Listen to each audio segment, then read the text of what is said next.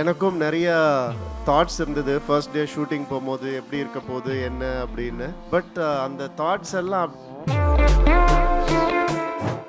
அதர்வாவோட ஐயோ, நிறைய சொல்லணும்னு ஆசையாக இருக்கு.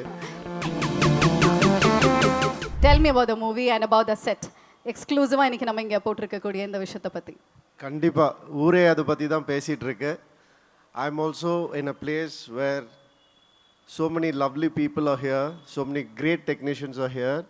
அவங்க முன்னாடி இந்த ஒரு எஃபர்ட் பற்றி கண்டிப்பாக சொல்லி ஆகணும்.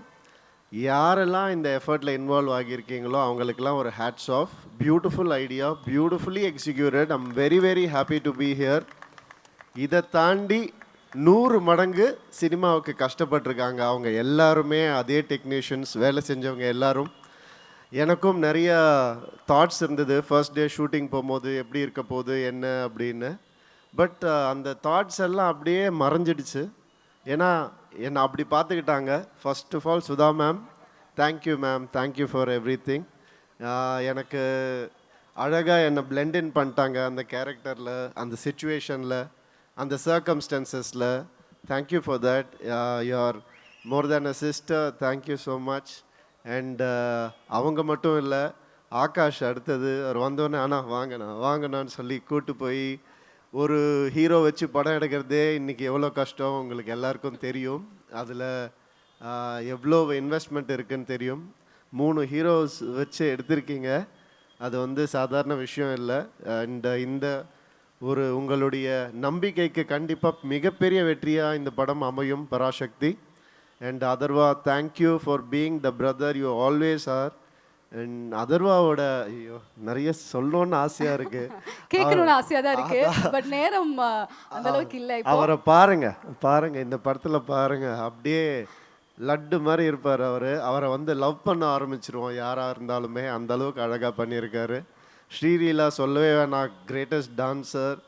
அண்ட் இந்த படத்தில் கிரேட்டஸ்ட் பெர்ஃபார்மராக உங்களுக்கு கண்டிப்பாக ஒரு மிகப்பெரிய பேர் கிடைக்கும். சிவா, தேங்க்யூ சிவா.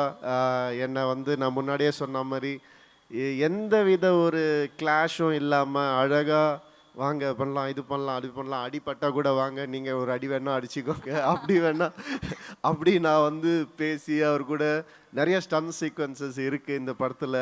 சாதாரண விஷயம் இல்லை அதெல்லாம் பண்ணுறது. தேங்க்யூ ஃபார், ஏன்னா ஒரு கம்ஃபர்டபுள் ஆக்குனதுக்கு ரொம்ப ரொம்ப தேங்க்ஸ்.